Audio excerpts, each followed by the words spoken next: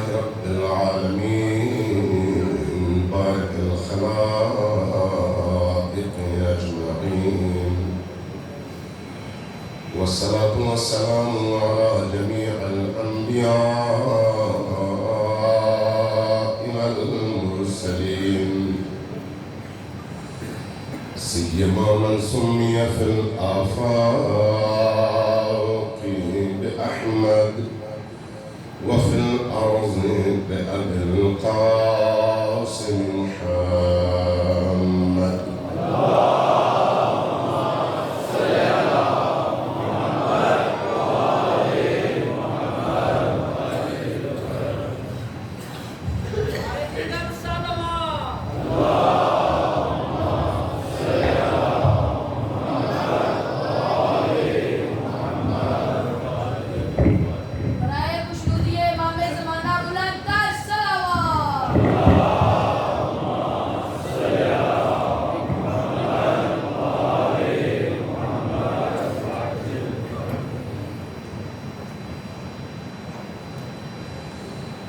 والصلاة والسلام على أولادها الطيبين الطاهرين المعصومين الميامين،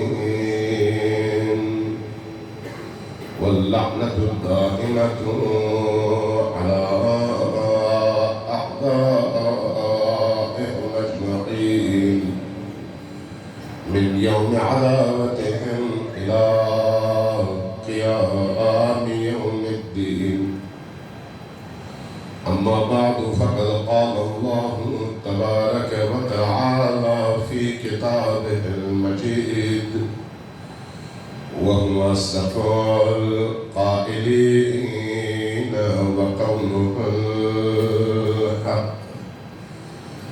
بسم الله الرحمن الرحيم. قل لا أسألكم عليه أجرا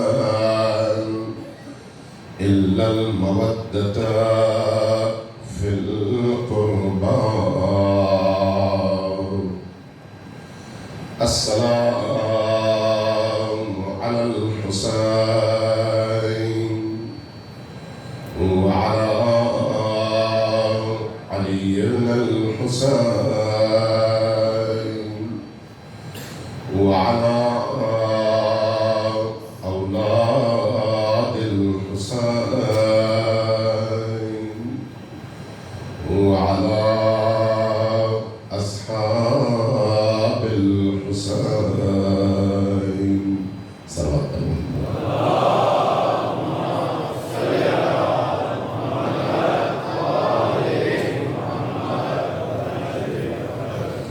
مجلس حسین مجلس نور ہے، مجلس سرور ہے، دلوں اور سارے وجود کو زندہ کرنے کی مجلس ہے، پاکیزگی کی مجلس ہے، اور زندگی کی تمام لذتوں سے بڑھ کر عظیم ترین لذت کے حصول کی مجلس ہے۔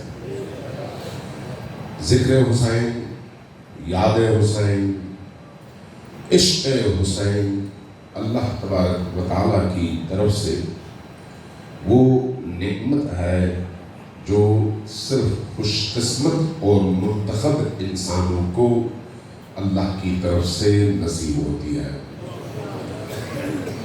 ہر شخص اس کا اہل نہیں ہوتا، ہر دل اس کا ظرف نہیں بنتا، ہر انسان اس نعمت کو اٹھا نہیں سکتا اور لے کر چل نہیں سکتا۔ اس کے لیے ایک ایسا رشتہ خالق اور اس مخلوق کے درمیان ہونا چاہیے جس رشتے میں اطاعت ہو، جس رشتے میں پاکیزگی ہو، جس رشتے میں اللہ کی ربوبیت اور اللہ کے احکام کا انکار نہ ہو۔ اس کی جن موجودات اور مخلوقات میں عالم الست میں اللہ کے حکم کے مقابلے میں سر جھکانے سے انکار کیا، انہی مخلوقات کو حسین ابن علی کی محبت اور ولایت سے محروم کر دیا گیا ہے۔ لہذا حسین ابن علی کی محبت ایسا نہیں ہے کہ ہم یہ سمجھیں کہ جو شخص چاہے اس تک پہنچ سکتا ہے، نہیں، اس کے لیے کچھ خاص قابلیتیں چاہیے، کچھ خاص استعداد چاہیے، کچھ خاص ایسی خصوصیات چاہیے جن کی بنیاد پر انسان اہل البیت علیہم السلام کی محبت کو اپنے اندر جگہ دے سکے اور پھر اسی محبت کے ساتھ زندگی کے سفر کو آخری لمحے تک قائم اور دائم رکھ سکے۔ چونکہ یہ جو محبت کا سفر ہے، عشق کا سفر ہے، ولایت کا سفر ہے، اس میں بعض اوقات ہم اس حوالے سے دھوکہ کھا جاتے ہیں کہ اگر کسی نے حسین ابن علی سے، ان کے جد سے، ان کے والد گرامی سے، ان کی والدہ گرامی سے، ان کے بچوں سے محبت کا اظہار کیا تو ہمارے دل نرم ہو جاتے ہیں۔ بات بھی درست ہے، چونکہ محبوب سے جو بھی محبت کرے گا محب کو خوشی ہوتی ہے۔ ہمارے اور حسین ابن علی کے درمیان جو محبت کی نوعیت ہے، وہ نوعیت ہی ایسی ہے چونکہ مادی نہیں ہے۔ مادی محبتوں اور معنوی محبتوں میں ایک بہت بڑا فرق موجود ہے، بہت بڑا فرق۔ وہ فرق کیا ہے؟ اگر مادی محبت ہو تو انسان اس محبوب کو حاصل تو کرنا چاہتا ہے، لیکن اگر کسی اور کے ہاتھ میں ہو تو اس سے چھیننا چاہتا ہے اپنے لیے۔ اس دوڑ میں رقابتیں شروع ہو جاتی ہیں، اس دوڑ میں دشمنیاں شروع ہو جاتی ہیں، اس دوڑ میں جھگڑے شروع ہو جاتے ہیں، اور اسی رقابت میں نفرتیں جنم لیتی ہیں، اور ان نفرتوں کے نتیجے میں اور اس خود خواہی کے نتیجے میں، اپنے لیے اس محبوب کو طلب کرنے کے نتیجے میں، پھر ان دونوں افراد کے درمیان لڑائی شروع ہو جاتی ہے، اور اسی کو آپ کہتے ہیں مفادات کی لڑائی۔ چاہے وہ مال کے مفادات کے حوالے سے ہو، زمین کے حوالے سے ہو، کسی اور چیز کے حوالے سے ہو، جو بھی مادی محبت ہوگی اس میں اس کی خصوصیت یہی ہے۔ لیکن جہاں پر معنوی محبت ہوگی، جہاں پر اس محبت کا تعلق روح سے ہوگا، وہاں پر رفاقت ہوتی ہے، رقابت نہیں ہوتی۔ رقابت جب نہیں ہوتی تو پھر کیا ہوتا ہے؟ پھر اس محبوب کو چاہنے والا بھی انسان کو اچھا لگتا ہے، اور انسان چاہتا ہے کہ اس محبوب کو ہر انسان کے سامنے پیش کرے، اور ہر انسان اس محبوب کو چاہے۔ جو بھی اس کو زیادہ چاہے، اس چاہنے والے سے آپ کے دل میں رقابت پیدا نہیں ہوتی، اس کے لیے محبت پیدا ہوتی ہے، اس کے لیے رفاقت پیدا ہوتی ہے، جبکہ اس کے مقابلے میں مادی چیزوں میں نفرت پیدا ہوتی ہے، رقابت پیدا ہوتی ہے، مقابلے کا عنصر جنم لیتا ہے۔ اس لیے اہل البیت علیہ السلام کی محبت اگر کہیں پر نظر آئے تو خوشی طبیعی ہے، نیچرل ہے، فطری ہے، لیکن عقل یہ کہتی ہے کہ یہ کافی نہیں ہے جب تک وہ محب زندگی کے آخری لمحے تک اس محبوب کے ساتھ کھڑا نہ ہو اور اس کے دشمنوں سے بیزار نہ ہو۔ دونوں شرطیں، جب آپ کہتے ہیں لا الہ الا اللہ محمد رسول اللہ، تو لا الہ الا اللہ کے اندر خود یہ تبرہ اور تبرہ موجود ہے۔ لا الہ تبرہ ہے، الا اللہ تبرہ ہے، تو یہ جو تبرہ اور تبرہ کا آغاز آپ دین کے اندر داخل ہوتے ہوئے کرتے ہیں، یہی تبرہ اور یہی تبرہ محمد رسول اللہ کے ساتھ بھی ہے، اور علی امیر المؤمنین ولی اللہ کے ساتھ بھی ہے۔ لہذا صرف محبت کرنا کافی نہیں ہے، لیکن اگر محبت ہو ان ہستیوں سے اور دشمنی اور نفرت اور عداوت ہو ان سے، دشمنی رکھنے والوں سے، تو پھر اس کیفیت کیفیت کا انسان کی روح پر، اس کے وجود پر ایک خاص اثر مرتب ہوتا ہے۔ کوئی بھی کام دنیا میں ایسا نہیں ہے جو بے اثر ہو، کوئی بھی کام۔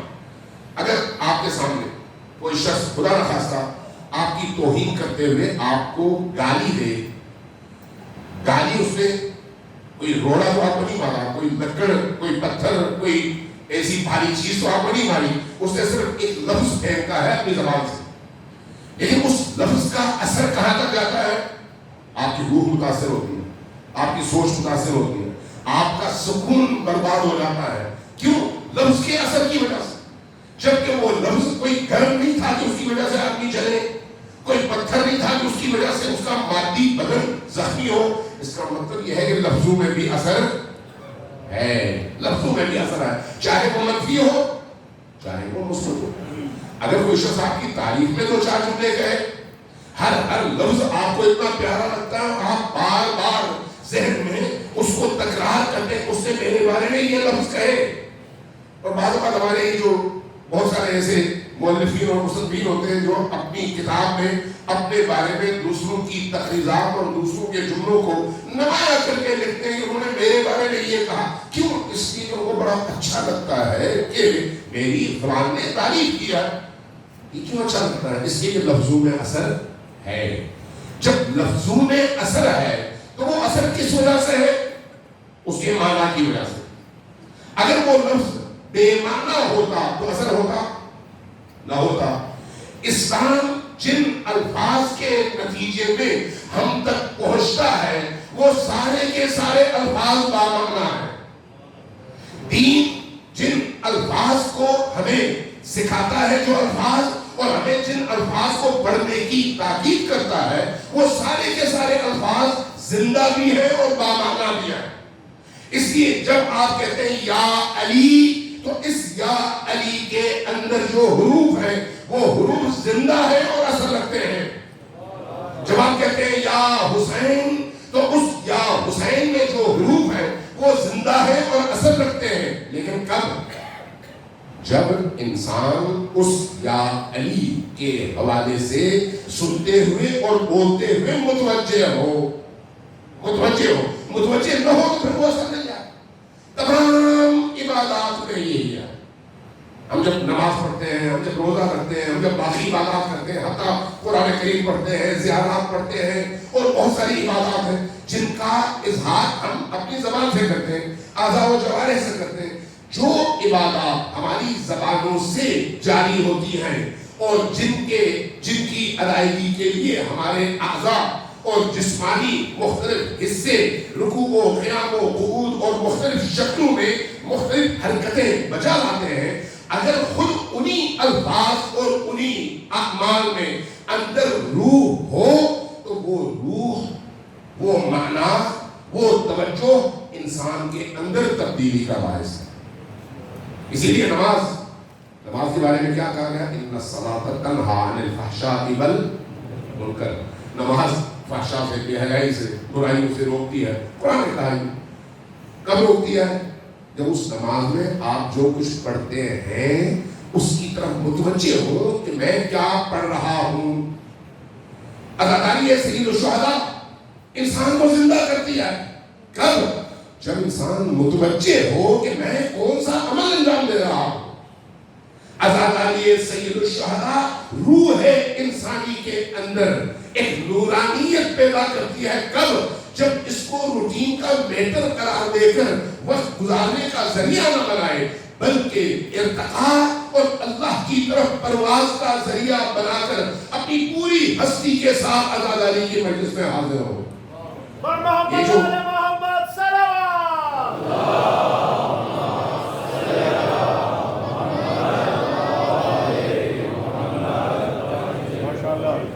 یہ جو حضرت علی کی مجلس ہے، ابھی مجھے کسی ادادار دوست نے یہاں پر متوجہ کیا، فرمایا کہ چونکہ عبادت کی مجلس ہے تو اس لیے اس میں باوضو ہو کر آئے۔ میں نے کہا بالکل صحیح ہے، بالکل صحیح ہے۔ جو لوگ نماز کے لیے آتے ہیں وہ تو ہوتے ہی باوضو ہیں، لیکن جو لوگ نماز کے بعد آتے ہیں وہ کیا کریں؟ آداب عزاداری میں ایک یہ ہے کہ گھر سے نکلتے ہوئے ہی انسان قلبی طور پر اپنے آپ کو تیار کرے کہ اس مجلس میں جا رہا ہے جہاں پر گریہ ہوگا اور حسین کا غم سنا جائے گا، بیان کیا جائے گا۔ اور جب انسان اس ارادے، اس نیت اور قلبی طور پر اس آمادگی کے ساتھ نکلنا چاہتا ہے تو اس موقع پر جب وہ نکلے گا کہ یقیناً چونکہ یہ عبادت کی محفل اور عبادت کی مجلس ہے اس لیے وضو کر کے نکلے گا۔ جب وہ وضو کر کے نکلے گا اور ذکر حسین میں شرکت کرنے کی غرض سے نکلے گا، حسین ابن علی کی بارگاہ میں سلام عقیدت پیش کرنے کے لیے نکلے گا، زیارت حسین پڑھنے کے لیے نکلے گا، چاہے وہ زیارت حسین کربلا جا کے پڑھ رہا ہو یا پھر مسجد اور امام بارگاہ میں آ کر پڑھنا چاہتا ہو، جب زیارت حسین کے لیے نکلے گا تو حدیث کہتی ہے کہ اس کے گھر سے باہر ہر قدم کے نتیجے میں اللہ اس کا ایک گناہ معاف کر دیتا ہے اور ایک حسنہ بڑھا دیتا ہے۔ محمد آل محمد صلوات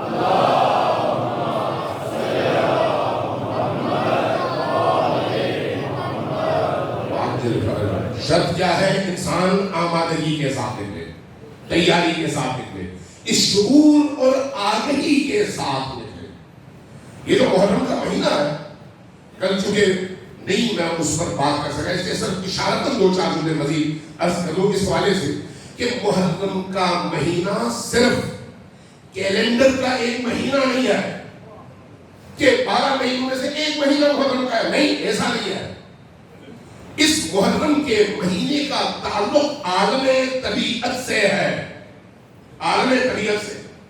میں مثال دیتا ہوں، آپ جب یہاں سے نکلتے ہیں اپنے گھر جانے کے لیے رستے میں مختلف اشارے آپ کو ملتے ہیں، ان اشاروں پر اگر کہیں پر اشارہ سرخ ہو تو آپ اگر گزر جائیں تو آپ پر جرمانہ ہوگا، کیوں؟ اس کو جرم قرار دیا گیا ہے۔ لیکن کیا اس جرم کا تعلق عالم حقیقت سے ہے یا آپ کے اس دنیا کی مادی زندگی کے انتظام اور انصرام سے؟ اس زندگی کے مادی انتظام سے ہے، اس کا عالم حقیقت سے کوئی تعلق نہیں ہے۔ لہذا ہو سکتا ہے آج وہاں پر اشارہ ہو، کل وہ اشارہ اٹھ جائے، ہو سکتا ہے وہ اشارہ موجود ہو، پولیس والا آپ کو جرمانہ کیے بغیر جانے دے، ہو سکتا ہے آپ سے جرمانہ وصول کر لے، چونکہ اس آپ کے عمل کا اس سزا کے ساتھ کوئی حقیقی تعلق نہیں ہے۔ لیکن کچھ چیزیں ایسی ہیں جن کا تعلق انسان کی زندگی میں عالم حقیقت سے ہے، عالم حقیقت سے۔ دعا کا تعلق عالم حقیقت سے ہے، عبودیت کا تعلق عالم حقیقت سے ہے، محرم الحرام کا تعلق عالم حقیقت سے ہے، غم حسین کا تعلق عالم حقیقت سے ہے، حب حسین کا تعلق عالم حقیقت سے ہے، اللہ سے حب اور محبت کا تعلق عالم حقیقت سے ہے۔ اور اگر یہ چیزیں انسان کی زندگی میں ہیں تو اس کا مطلب یہ ہے کہ عالم حقیقت میں کچھ ہے جس کو حاصل کرنے کے لیے اللہ نے اس کا دروازہ کھولا ہوا ہے۔ محرم الحرام کا تعلق، اس شان کے نظر آنے کا تعلق آپ کے کیلنڈر سے نہیں، عالم حقیقت سے ہے، اس لیے اس کے اثرات ہیں اس عالم کون و مکان پر، اس عالم پر اس کے اثرات ہیں۔ اور وہ اثرات ہو سکتا ہے بعض اوقات آپ کو ان آنکھوں سے نظر آئے اور بعض اوقات آپ کو نظر نہ آئے۔ جتنا انسان مادی زندگی میں گم ہوگا ان اثرات سے غافل ہوگا، اثرات ہیں لیکن وہ غافل ہوگا۔ جتنا وہ ان مادی تمام بیماریوں سے، زنجیروں سے آزاد تر ہوتا چلا جائے گا، عالم حقیقت تک اس کی رسائی آسان تر ہوتی چلی جائے گی، پردے ہٹتے چلے جائیں گے، اور جیسے جیسے پردے ہٹتے چلے جائیں گے ویسے ویسے عالم حقیقت کے وہ راز اور وہ اسرار اس پر آشکار ہوتے چلے جائیں گے۔ ان میں سے ایک محرم الحرام بھی ہے، ان میں سے ایک محرم الحرام بھی۔ محرم الحرام اس کی دلیل کیا ہے؟ جب آپ عاشور کے والے سے آپ نے بہت ساری خصوصیات سنی ہوگی، خود عاشور کے دن کے حوالے سے جب کربلا میں واقعہ رونما ہوا تو احادیث بتاتی ہیں کہ آسمان سے بارش ہوئی اور خون کی بارش ہوئی۔ یہ جو خون کی بارش ہوئی کیا یہ حادثاتی طور پر ہوئی؟ نہیں، اس کا کوئی تعلق ہے عالم حقیقت سے؟ جب کوئی پتھر اٹھایا جاتا تو اس کے خون سے، اس کے اٹھانے سے، زمین سے پانی کی جگہ خون ابلتا. کیا اس کا تعلق کسی مادی امر سے ہے یا پھر عالم حقیقت سے؟ عالم حقیقت سے. اس کو گزر گئے 1500 سال، 1400 سال. آج جن لوگوں کو یہ سعادت نصیب ہوئی ہے کہ وہ خاک قبر حسین کو دیکھ سکے اور محسوس کر سکے، سننا الگ چیز ہے. جن کو یہ توفیق نصیب ہوئی، ہر ایک کو یہ توفیق نصیب نہیں ہوتی. اور مجھے آج سے 30 سال پہلے یہ نصیب ہوئی تھی. جب مجھے وہ خاک ملی تو میں نے عملاً یہ دیکھا انہی آنکھوں سے، اور اسی اپنی حس سے، گویائی سے اس کو میں نے سونگا اور مشاہدہ کیا اور اس حقیقت تک پہنچا جس حقیقت کو ائمہ اطہار نے احادیث میں بیان کیا ہے. آج 30 سال پہلے کی بات ہے. وہ کیسے؟ جب کہا جاتا ہے کہ عاشور کا دن عصر کے وقت تربت حسینی جو کہ قبر حسین کی مٹی ہے، قبر حسین کربلا نہیں، یہ دن کربلا پورا شہر ہے، لیکن یہ بات ہو رہی ہے تربت قبر حسین. تربت حسین نے یہ تبدیلی کیا ہے کہ وہ اس کی رنگت تبدیل نہیں ہوتی بلکہ وہ خون میں تبدیل ہو جاتا ہے. وہ تربت خون میں تبدیل ہو جاتی ہے، وہ مٹی خون میں تبدیل ہو جاتی ہے. اور پھر اس کی دوسری خصوصیت، سارا سال جس کے پاس بھی ہو اس سے عطر والی خوشبو آتی ہے، مٹی کی خوشبو نہیں، عطر والی خوشبو. اس کا کیا مطلب ہے؟ اس کا کوئی تعلق ہے نا عالم حقیقت سے؟ یہ مٹی اگر عصر عاشور خون میں تبدیل ہوتی ہے تو اس کا مطلب ہے عالم حقیقت میں کچھ ہو رہا ہے، کچھ ہو رہا ہے. اس ہونے والے واقعے کے مشاہدے کے لیے ان آنکھوں کی نہیں بلکہ دل کی آنکھ کی ضرورت ہے. اور یہ جو دل کی آنکھ ہے یہ کب کھلتی ہے؟ جب انسان حقیقی معنون حسین ابن علی کو اپنائے اور اس سفر میں ان تمام زنجیروں سے آزاد ہو جائے. سب آدمی جی محمد وعلیہ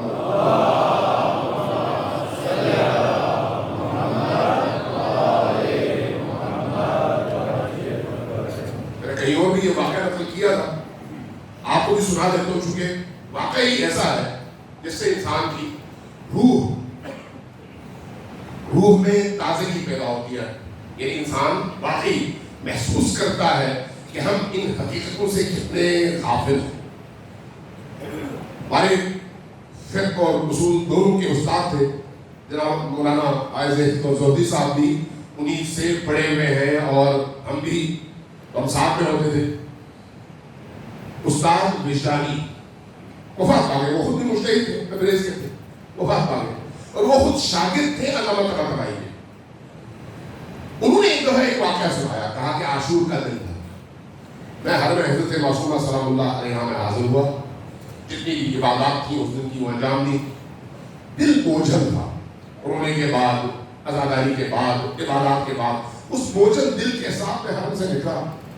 سامنے میدان آستانہ ہے، اس کے درمیان میں بازار ہے، بازار کے درمیان میں ایک قبرستان ہے. 1 کنال 1.5 کنال کا پلاٹ ہوگا، ارد گرد ساری دکانیں ہیں، درمیان میں قبرستان.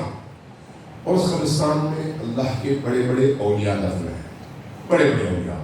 اب بھی شہداء بھی دفن ہیں، لیکن پرانے زمانے سے بڑے بڑے اولیاء کو وہاں پر دفنایا گیا ہے. لوگوں کو نہیں پتا. اہل بصیرت، اہل دل جاتے ہیں وہاں. کہ میری خواہش پیدا ہوئی، میں بھی ادھر چلا گیا.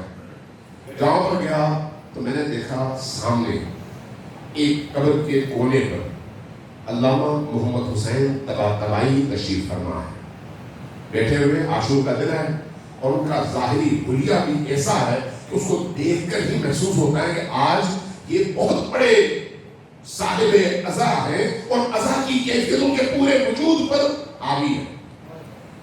میں خاموشی سے جا کر ان کے پیچھے بیٹھ گیا. علامہ طباطبائی بہت بڑی شخصیت تھی، بہت بڑی شخصیت، بہت ہی بڑی شخصیت. ہماری جب فکر اور عقلیں ان تک نہیں پہنچ سکتی تو پھر کبھی کبھی آدمی سوچتا ہے جب شاگرد کا یہ حال ہے تو جن کے در کے ایک ذرے کے فیض سے یہ ہستیاں وہاں تک پہنچی ہیں، ان اصل ہستیوں کا مقام کیا ہوگا؟ محمد والے محمد صلوات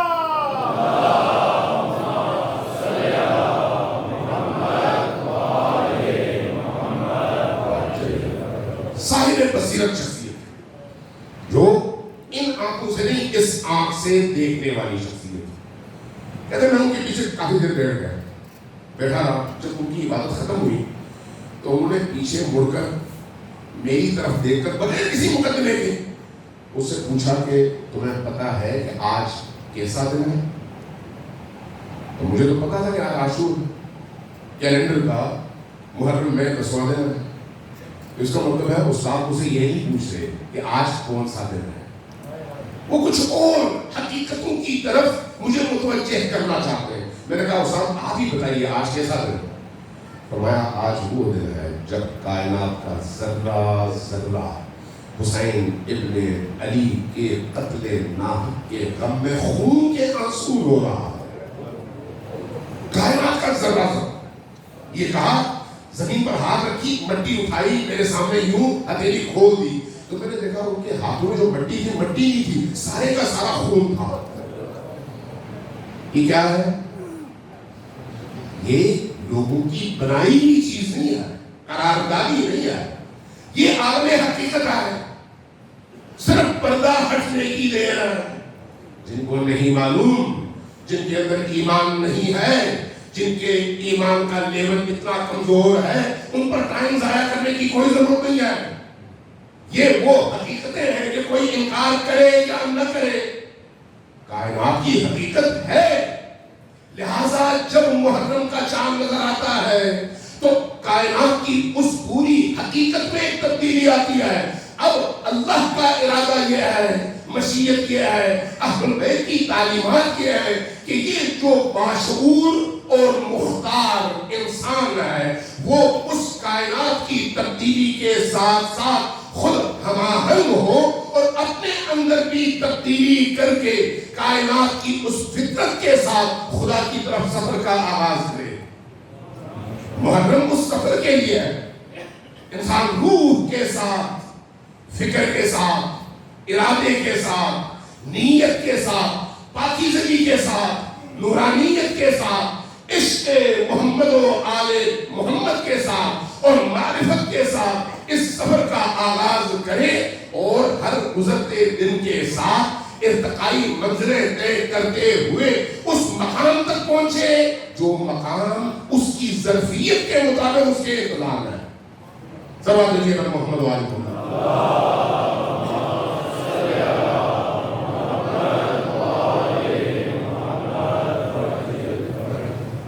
عزیزان، کل میں نے عرض کیا تھا کہ اللہ تبارک و تعالیٰ کی خواہش یہ ہے کہ ہم اہل البیت علیہ السلام کے عشق کو ہر گزرتے دن کے ساتھ اس میں غرق ہوتے چلے جائیں اور اس میں اضافہ ہو۔ کیوں؟ اللہ کو ضرورت نہیں ہے اس کی، اہل البیت کو اس کی ضرورت نہیں ہے، اس کی ضرورت ہمیں۔ جیسے آپ اپنے بچے کو جب اسکول بھیجتے ہیں اور وہ اسکول سے واپس آنے کے بعد ٹی وی پہ مختلف کھیل کود میں ٹائم ضائع کرتا ہے، پڑھتا نہیں ہے، تو آپ کی شدید خواہش کیا ہوتی ہے؟ یہ پڑھے۔ شدید خواہش کیا ہوتی ہے؟ یہ اپنی جو استعداد اور صلاحیتیں ہیں وہ وہاں خرچ کرے جس سے یہ کمال تک پہنچے۔ آپ کا بچہ ہے، اس کی آپ کی پوری خواہش ہوتی ہے، اب وہ کرے نہ کرے یہ اس کا مسئلہ ہے۔ آپ کی خواہش کیا ہوتی ہے؟ کہ آپ اس کو زیادہ سے زیادہ مواقع فراہم کریں تاکہ وہ ارتقاء پائے، کمال پائے، کمالی صفات اپنے اندر جمع کر سکے۔ یہی کیفیت ایک اعلیٰ درجے میں اللہ تبارک و تعالیٰ اور اس کے ائمہ کے دین کی ہے کہ وہ دین ہم سے یہی چاہتا ہے کہ ہم ہر گزرتے لمحے کے ساتھ اپنی معرفت میں، اپنے عشق میں، اپنی محبت میں، اپنی مودت میں اس طرح سے آگے بڑھتے چلے جائیں کہ ہماری زندگی کا ہر عمل عبادت بن جائے۔ ہماری زندگی کا ہر عمل، لیکن اس عمل کے عبادت بننے کے لیے جو شرط اول ہے وہ اللہ اور نبی کی ولایت کے بعد علی کی ولایت کی قبولیت ہے۔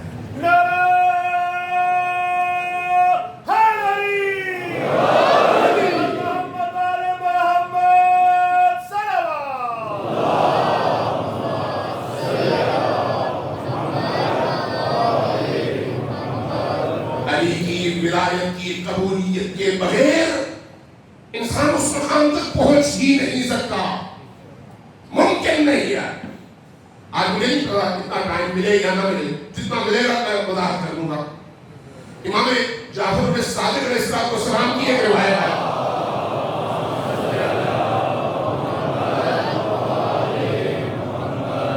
اور عجیب روایت ہے جو انسان کی عقلوں کے دروازے کھولنے کا سبب بنتی ہے۔ فرماتے ہیں ولایتی لعلی ابن ابی طالب احب الی من ولادتی منہ، میری ولایت کی جو نسبت علی ابن ابی طالب سے ہے، مجھے وہ نسبت میری اس نسبت سے زیادہ عزیز ہے جو نسبت ان کے بیٹے اور ان کی اولاد کی حیثیت سے مجھے حاصل ہے۔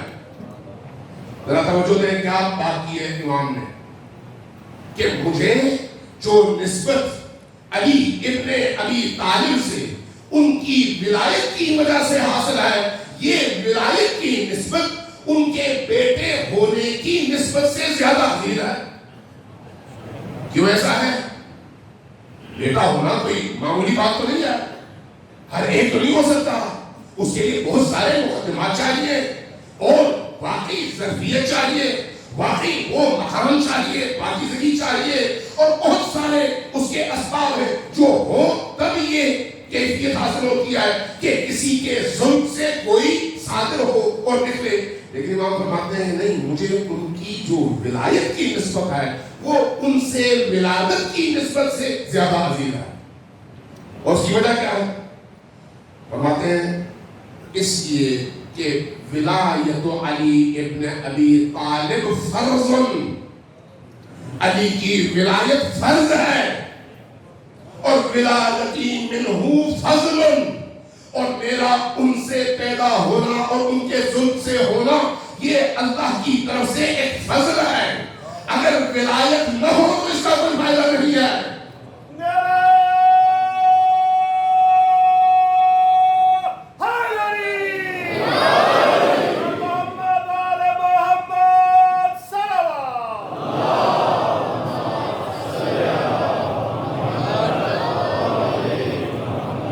چونکہ انبیاء کے بیٹے ہو کیا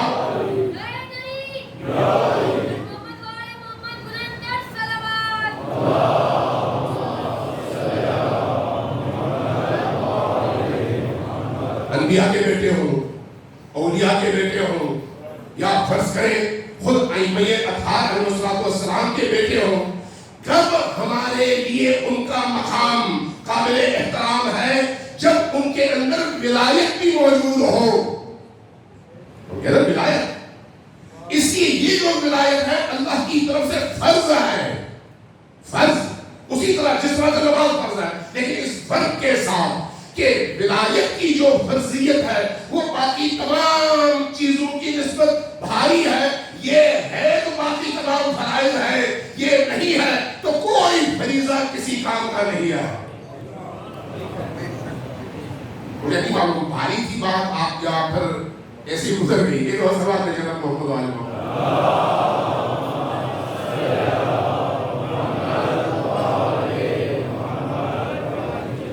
ایک اور روایت یہ تشیع کی روایت ہے، اہل سنت کی۔ تشیع میں عام طور پر کوشش کرتا ہوں اہل سنت کے منابع سے روایات آپ کی خدمت میں نقل کروں۔ ہمیشہ میری کوشش یہ ہوتی ہے چونکہ جو ہمارا مدعا ہے اس کی تائید کے لیے خود اہل سنت کے منابع اور احادیث کی کتابوں میں اتنی روایتیں ہیں کہ ان کی موجودگی میں پھر آپ کو کسی شیعہ روایت کی ضرورت بھی باقی نہیں رہتی۔ اگرچہ ضرورت ہے لیکن ثابت کرنے کے لیے وہی روایتیں کافی ہیں، وہی روایت۔ میں یہ جو روایت ہے یہ تشیع کی معتبر کتابوں میں سے آپ کی خدمت میں پیش کرتا ہوں۔ ایک دو سوال میں جناب محمد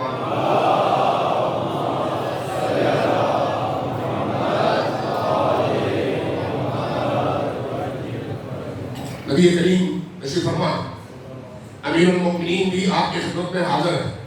فرماتے ہیں یا علی، اے علی، اور سے سنو، والذی نفسی بیدہ، اس اللہ کی قسم جس کے ہاتھوں میں میری جان ہے،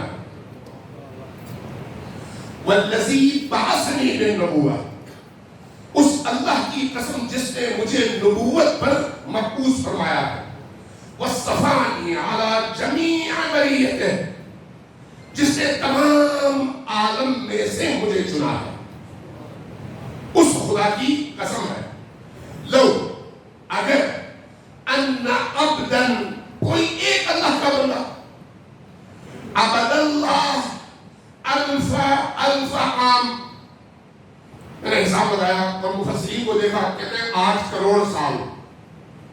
میں سادہ لفظوں میں اگر کہوں تو فرمایا کہ اگر کوئی عبد، کوئی بندہ 8 کروڑ سال عبادت کرے، تو جو ہے 8 کروڑ سال عبادت کرے، ما قبل اللہ منہ الا بولایتہ، اگر اس کے اندر آپ کی ولایت نہ ہو تو اللہ اس کی کوئی عبادت قبول نہیں کرے گا.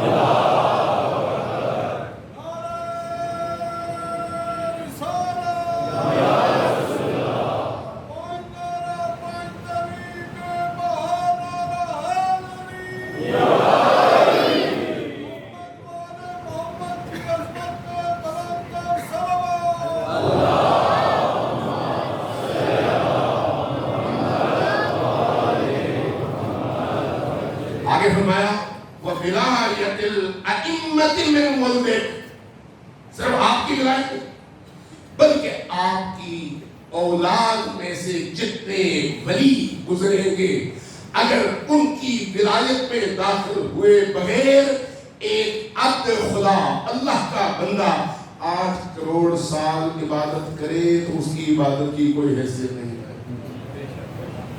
کسی ایک ولی کا انکار کر دے، کسی ایک، چاہے امیر المؤمنین علی ابن ابی طالب ہو، چاہے مہدی آخر الزمان ہو، کسی ایک کی ولایت کے انکار کا نتیجہ یہ ہے کہ اس نے چاہے کوئی بھی عبادت کی ہو، اس کی عبادت کی کوئی قیمت نہیں ہے. کعبے آل محمد برادر صلوات.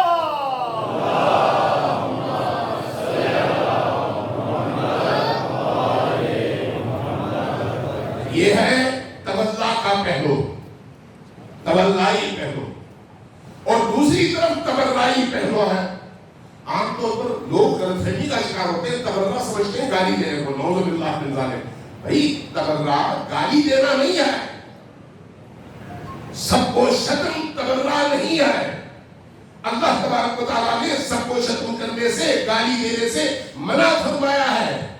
اس لیے تبرہ گالی دینا نہیں ہے بلکہ اعلان کرنا ہے کہ میں اس کو مانتا ہوں اور اس کو نہیں مانتا، میں اللہ کو مانتا ہوں، غیر اللہ کو نہیں مانتا، میں نبی کریم کو رسول مانتا ہوں، کسی اور کی رسالت کا قائل نہیں ہوں ان کے مقابلے میں علی کو اپنا مولا، اپنا امام، اپنا ولی، اپنا خلیفہ مانتا ہوں، کسی اور کو نہیں مانتا.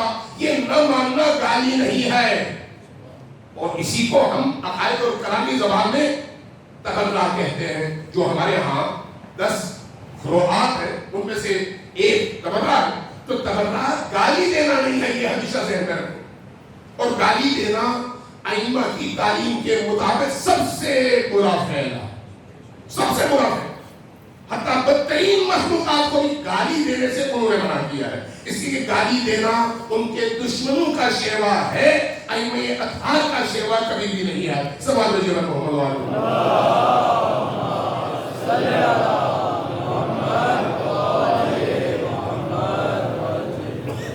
اور اس کے بعد ایک جملہ ارشاد فرمایا اور بڑا عجیب فرمایا کہ وَإِنَّ وِلَایَتُكَ، اور یہ یاد رکھیے کہ آپ کی ولایت، ان ولایت لا تقبل، یہ ولایت قبول نہیں ہوتی الا بالبراءۃ من اعدائک، جب تک آپ اور آپ کی اولاد میں جتنے ولی آتے ہیں ان کے دشمنوں سے انسان بیزار اور ان سے اپنی لائن الگ نہ کرے. الگ نہ کرے. صرف محبت کافی نہیں ہے, صرف محبت نہیں بلکہ اس محبت کے نتیجے میں ان سے جڑنا اور ان کے دشمنوں سے کٹ جانا. سبحان اللہ محمد علیہ.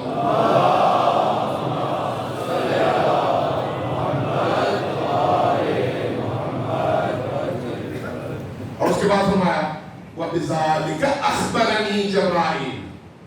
یہ خبر مجھے جبرائیل نے دیا, یہ خبر مجھے جبرائیل نے دیا. اب آگے فرماتے ہیں جس کا جی چاہے قبول کر لے, جس کا جی نہیں چاہتا قبول نہ کرے. لیکن یہ حقیقت ہے کہ اللہ کی بارگاہ میں اگر کوئی عمل قابل قبول ہے تو اس قابل قبول عمل کی قبولیت کا معیار علی کی ولایت و امامت ہے. سبحان اللہ محمد علیہ.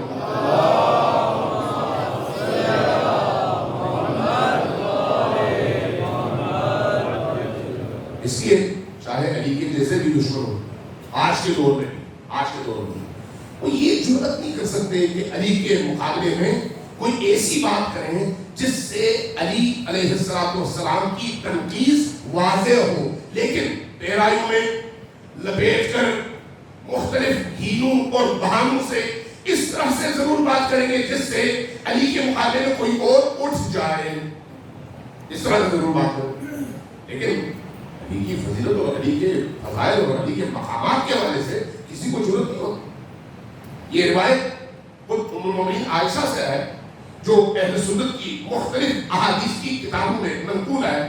ایک روایت حضرت ام المومنین نے اپنے والد کے حوالے سے نقل کیا ہے اور اس سے ملتی جلتی ایک روایت خلیفہ سوم کے حوالے سے منقول ہے, اور اتنا ہی منقول ہے جتنا میں آپ کے سامنے بیان کر رہا ہوں, اور معتبر بھی ہے. جو میں نے اس پر تحقیق کی ہے اس لیے عرض کروں یہ معتبر بھی ہے, اور معتبر ان کے ہاں ہمارے ہاں نہیں. وہ کیا فرمایا کہ عائشہ کہتی ہے آئی تو میں نے دیکھا اپنے والد کو ابا بکر الصدیق یکسر النظر الی وجہ علی, میں نے دیکھا تسلسل سے علی کے چہرے کی طرف دیکھ رہے ہیں, تسلسل سے. میں نے پوچھا کہ کیا وجہ ہے؟ فقلت یا ابا, میں نے پوچھا کہ اے ابا جان کیا وجہ ہے کہ انک لتکسر النظر الی علی ابن ابی طالب, علی کے چہرے کی طرف آپ مسلسل دیکھتے چلے جا رہے ہیں, اس کی وجہ کیا ہے؟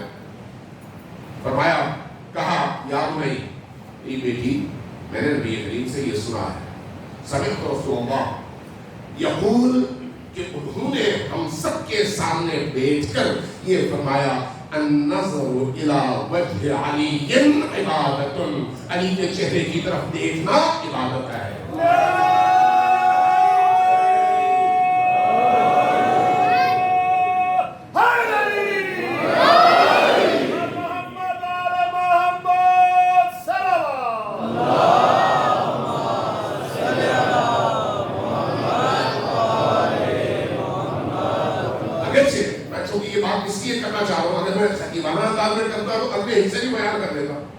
لیکن یہ حصہ سب کے پاس معتبر ہے, باقی دو حصے ہمارے ہاں معتبر ہے.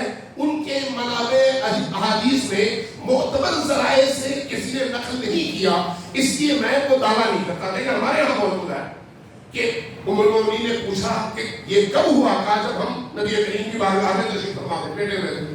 کہا اس کے بعد کچھ اور بھی ہوا؟ کہا ہاں. بعض لوگوں نے اس کا پوچھا کہ یا رسول اللہ ہم تو باہر سے آئے ہوئے مدینہ میں نہیں رہتے, تو کیا یہ عبادت صرف اہل مدینہ کے لیے ہے؟ تو جواب میں رسول اللہ نے فرمایا نہیں, تمہارے لیے بھی ہے. کہا پھر ہم اپنے وطن میں اپنے علاقے میں کیسے اس عبادت سے فیض پا سکتے ہیں؟ جواباً فرمایا ذکر علی عبادت.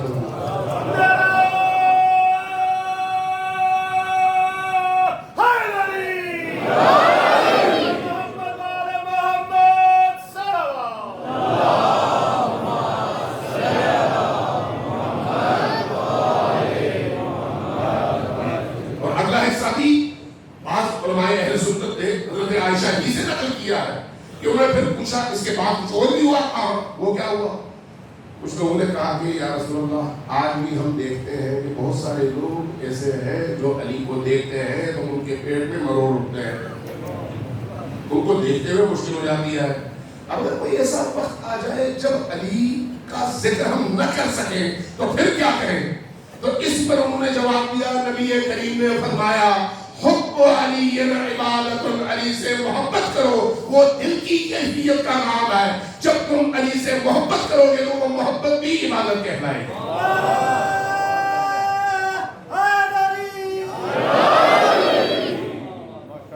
عزیزان اہل البیت علیہ السلام کی محبت جتنی بڑھتی چلی جائے گی، اگر معرفت کے ساتھ ہو تو انسان اپنے عملی زندگی کا سانچہ پر علی کو بناتا ہے اور اولاد علی کو بناتا ہے۔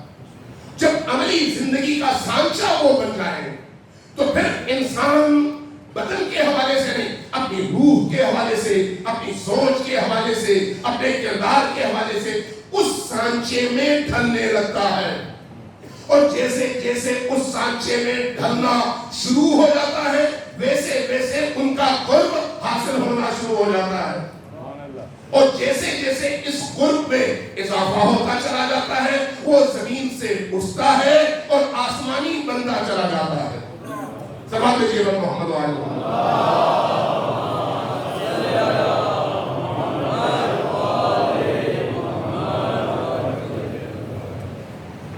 عزیزان جناب، آج دوسری مجلس ہے محرم الحرام، اور عجیب کیفیت ہے۔ دیکھ رہا تھا، پڑھ رہا تھا کہ جب امام حسین علیہ السلام سے طلب بیعت کے لیے دارالمنارہ سے بندے آئے اور حسین ابن علی کو بلایا،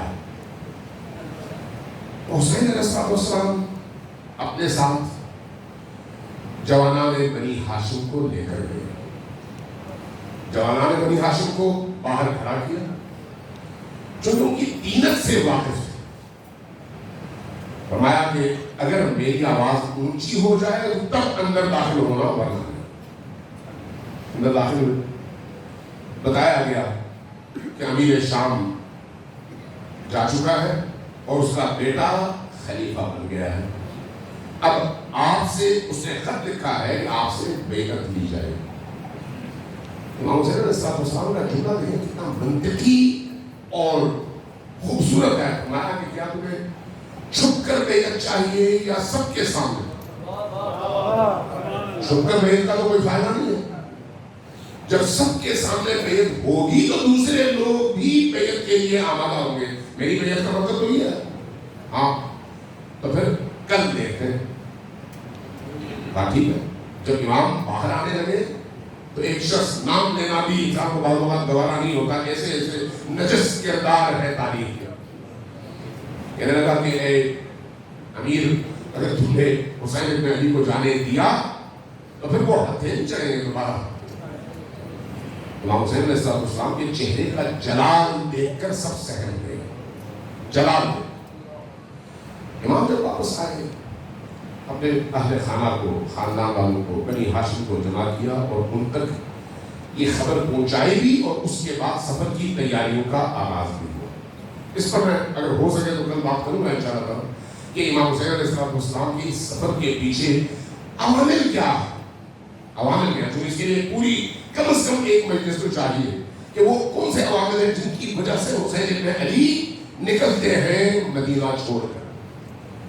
جب سب کو جمع کیا گیا تو عجیب بات یہ ہے کہ خبر ملی حضرت ام سلمہ کو۔ حضرت ام سلمہ ازواج نبی میں، امہات المؤمنین میں وہ جلیل القدر ترین خاتون ہے، حضرت ام المؤمنین خدیجۃ الکبریٰ سلام اللہ علیہا کے بعد، جس کا سب سے زیادہ احترام اہل البیت نے کیا۔ اور روایات میں ہے کہ امام حسن اور امام حسین علیہ السلام حضرت ام سلمہ کو اماں کہہ کر پکارا کرتے تھے، اماں کہہ کر، محبت پہ انتہا۔ ان تک خبر پہنچی کہ حسین کہیں سفر پر نکلنے کا ارادہ کر رہے ہیں۔ دوڑی دوڑی آئی، بیٹا حسین میں نے سنا ہے تم عراق کا قصد سفر کر رہے ہو. جیسے ہی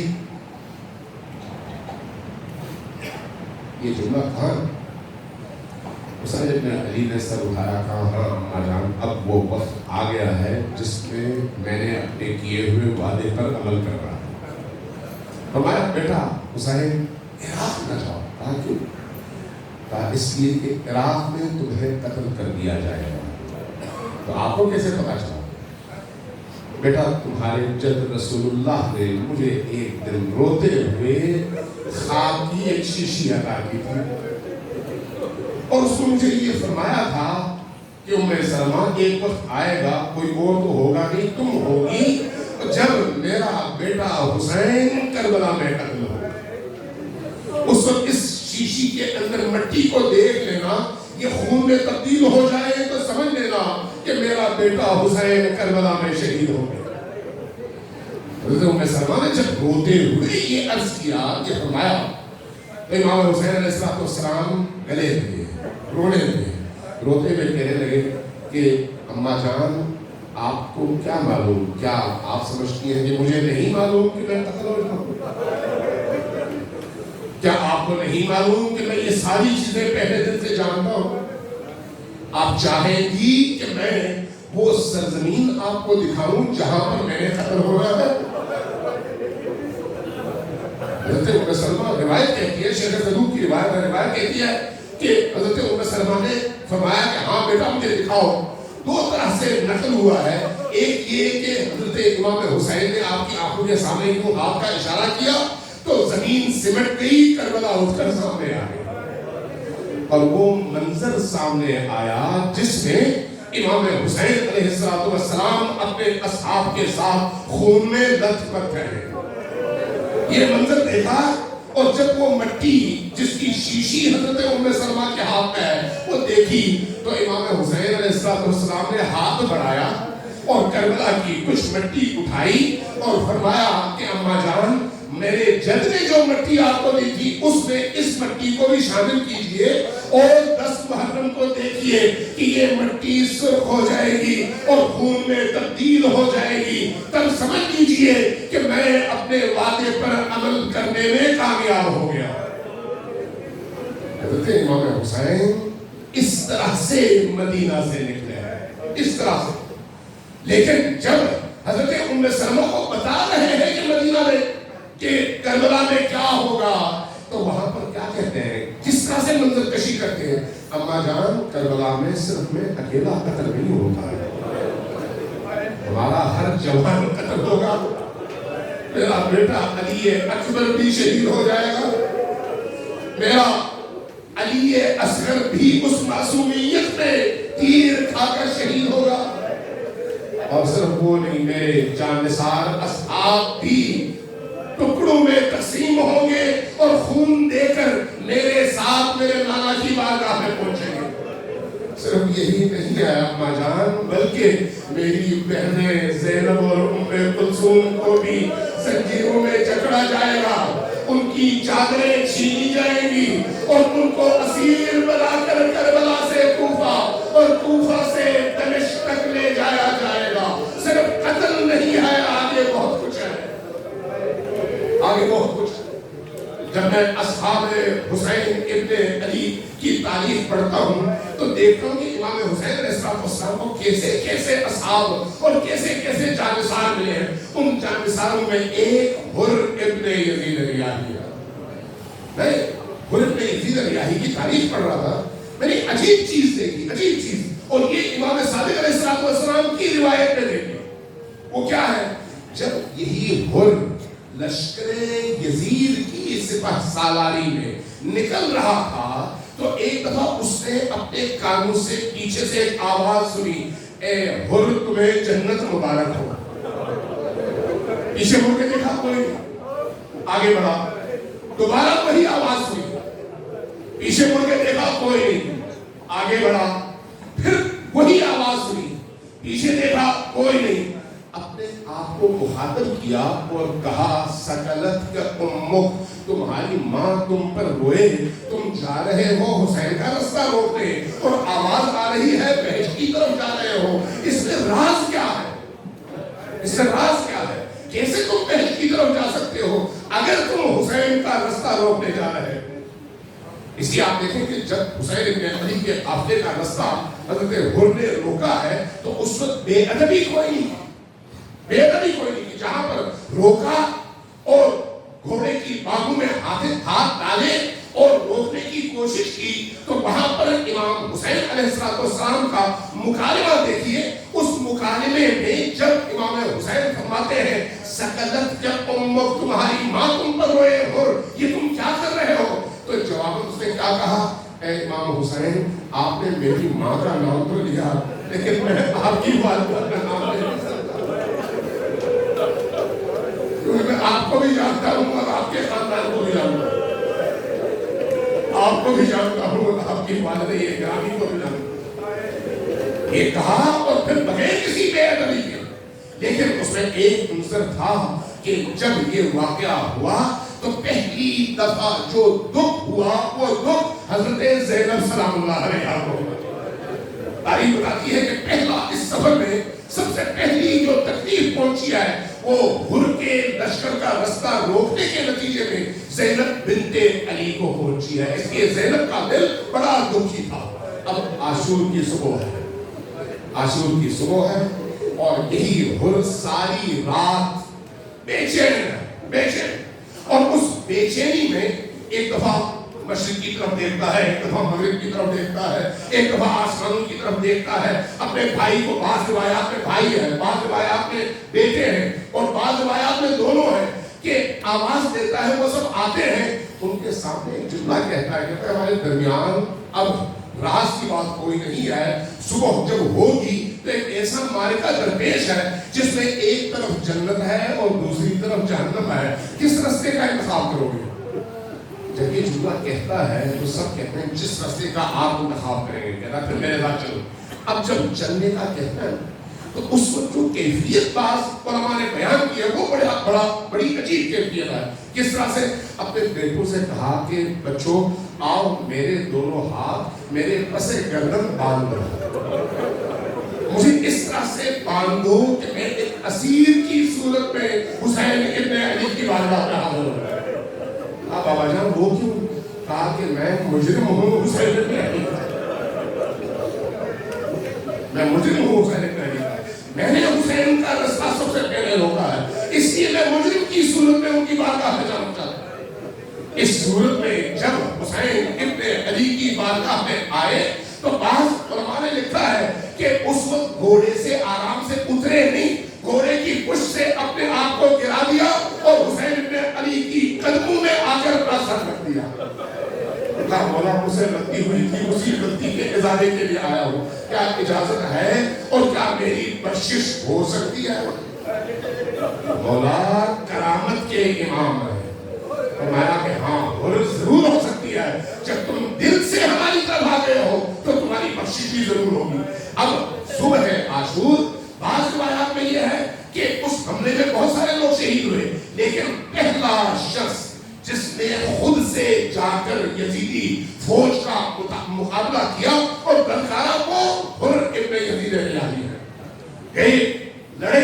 एक वक्त वो आया जब जख्म की ताब न लाकर जमीन पर गिरे तो उस वक्त हुर की जबान से जो जुमला निकला वो ये है, मौला हुसैन अब आइए अपने इस मुजरिम को जरा हौसला कीजिए। मौला हुसैन को पुकारा, मौला हुसैन तशरीफ लाए।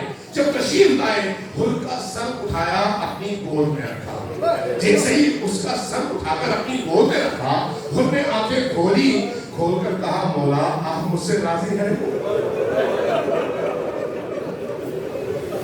आप मुझसे राजी हैं? मौला ने जुमला फरमाया कि ए हुर तुम्हारी माँ ने तुम्हारा नाम दुरुस्त तौर पर हुर रखा था, तुम दुनिया में भी आजाद हो और आखिरत में भी आजाद हो, तुम्हें मुबारक हो जन्नत की। हुर के सर से खून बेतहाशा बह रहा था, बेतहाशा बह रहा। वो जो खून बह रहा था उसको रोकने के लिए हुसैन इब्न अली ने अपनी रुमाल निकाली और हुर की पेशानी बांध दी ताकि खून रुक सके।